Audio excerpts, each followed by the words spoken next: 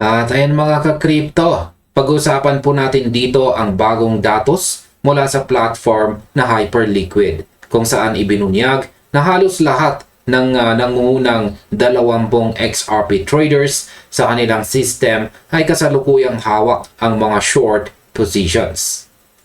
Ang timing ng datos na ito ay talagang kapansin-pansin, lalo na't si XRP ay tumalon ng mahigit 50% or more than 50% sa loob lamang ng 3 araw noong nakaraang linggo at nagdagdag ng 30 bilyong dolyar sa market cap nito. Sa kabila ng ganitong kalakas na galaw, pinili pa rin ng karamihan sa mga malalaking traders na panatilihin o kaya ay magbukas po ng mga posisyong tumataya sa pagbaba ng presyo. Kung susuriin po natin ang mismong leaderboard dito, ayan, leaderboard, malinaw po ang kwento na isinusulat ng mga numero dito. Sa 20 traders na may pinakamalaking position size, 16 ang nakatala bilang short kay XRP. Ang nag-iisang pinakamalaking position ay nagmumula sa isang wallet na nagtataglay ng 50 milyong dolyar na long position na may 21% kita na siyang nagsisilbing exception sa pangkalahatang takbo. Ang iba pang mga trader ay kasalukuyang nakatala sa pulang bahagi ng chart, yan, o red na bahagi, na may mga unrealized losses na umaabot mula sa 10,000 hanggang sa daang-daang libong dolyar habang hinihintay po nilang gumalaw ang market pabor sa kanilang pananaw. Ang para po sa akin ay ang ganitong uri ng pagkilos mula sa mga batikang traders ay nagpapakita na hindi po sila basta-basta nadadala sa emosyon ng mabilis na pagtaas ng presyo. Bagamat nakita natin ang pambihirang lakas ng asset sa mga nagdaang araw, ang kanilang mga naging desisyon ay sumasalamin sa isang malalim na pag-aaral ng mga technical na hangganan sa market or technical limitation, kung saan naniniwala po sila na ang kasalukuyang antas ay maaring malapit na sa tuktok o peak bago ang susunod na malaking paggalaw. Ngayon ay ano naman ang ipinapakita ng mga entry prices at saka leverage ng mga traders. Kung titignan po natin ang mga presyo kung saan po sila pumasok o ang tinatawag nating entry prices, may mapapansin po tayong napakalinaw na pattern. Karamihan sa mga short positions ay binuksan sa pagitan ng halagang $1.22 at saka $1.52. Kung saan ay ang ilang mga trader ay pumasok sa mga presyong malapit o kaya ay mas mataas pa sa kasalukuyang 1.4302. Ayan, 1.4302. Ang ganitong concentration ng mga entry sa nasabing rangko ay nagpapahiwatig na mayroon silang pinagsasaluhang paniniwala na ang pag-akyat ni XRP patungo sa $1.40 range ay kumakatawan sa isang matibay na kisame o ceiling sa halip na isang simpleng simula lamang ng mas mataas pang pag-akyat. Ngayon ay hindi lamang sa presyo nagkakapareho ang mga ito, kundi maging sa paggamit ng leverage sa buong system. Karamihan sa mga traders na ito ay gumagamit ng 20 beses na cross margin or 20x cross margin na isang agresibong paraan ng pagtitrade.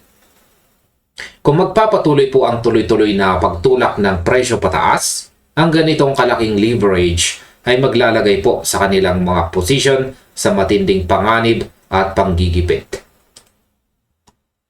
Sa aking opinyon, ang paggamit po ng mataas na leverage habang tumataya laban sa isang asset na may malakas na momentum ay isang napakadelikadong laro.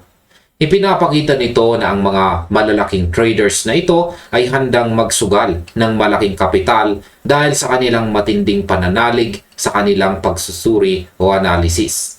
Kahit pa alam nilang ang isang mabilis na pitik paitaas ng market ay maaari pong magbunga ng malaking danyos sa kanilang mga pondo.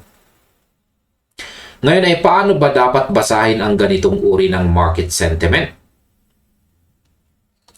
Ang ganitong antas ng matinding paninindigan laban sa isang lumalapaw na asset ay tiyak na karapat-dapat pag-usapan at suriin ng mabuti.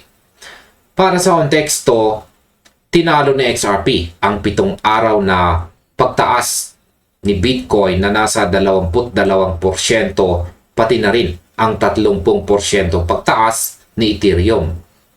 Kaya naman, napabilang ito sa mga nangungunang malalaking asset sa buong market. Gayunpaman, sa kabila ng magandang performance na ito, patuloy pa rin itong dinodominate ng mga short positions sa hyperliquid. Meron pong dalawang paraan kung paano po natin mababasa ang ganitong sitwasyon sa market ngayon. Una, maaring nakita ng mga trader na ang kamakailang rally ay isa lamang mabilis na galaw para linisin o i-flush out ang mga nakaraang short positions bago tuluyang magbago ang direksyon. Pangalawa, maaring sumisip-sip na sila ngayon ng malalaking unrealized losses habang matyagang naghihintay na magbunga ang kanilang original na teorya sa takbo ng presyo. Naniniwala po ako na ang ganitong uri ng dibisyon sa market ay nagpapakita ng komplikadong kalikasan ng trading sa panahon ngayon. Ang mga traders ay nakahati po sa pagitan ng pag-asa sa patuloy na paglago at ng takot sa posibleng mabilis na pagbagsak. Kaya naman ang bawat galaw ng bawat porsyento sa chart ay binabantayan ng buong industriya na may halo-halong kaba at pag-asa. Ano naman ang reaksyon ng community at ano ang susunod na dapat nating abangan? Ang mga naging reaksyon mula sa community patungkol po sa hyperliquid data ay nahati sa magkaibang pananaw. Ayon po sa isang tagamasid o observer, ang kabuang long exposure na 70 milyong dolyar o $70 million laban po sa 77 milyong dolyar na short ay ginagawang mas balanse ang position kaysa sa inaakala ng nakararami. Ipinunto pa ng iba na ang nag-iisang malaking long position lamang ay sumasaklaw na sa malaking bahagi ng kabuang volume na nakikita po sa screen na siyang maaring magbigay ng bahagyang pagbaluktot sa totoong larawan ng market. Nagbigay na rin ng kanyang pananaw itong si Crypto Sensei. Ayan, si Crypto Sensei. Isa po siyang kilalang figure sa community kung saan ay inilarawan niya ang kasalukuyang position bilang isang napaka-interesting na senaryo. Nagbabala po siya ng isang biglaan at siya matalim na galaw pataas ay maaaring maglagay sa maraming short positions sa ilalim ng seryosong panggigipit. Sa kasalukuyan, si XRP po ay nakikipag-trade sa mas mababang halaga at ang mga traders ay sabik na naghihintay kung saang direksyon talaga tutungo ang market.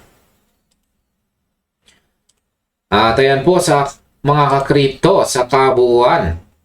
Naniniwala ako na ang pagsusubaybay sa mga ganitong galaw ay nagbibigay po sa atin ng mas malalim na pag-unawa sa psychology ng mga nangungunang traders ngayong taon.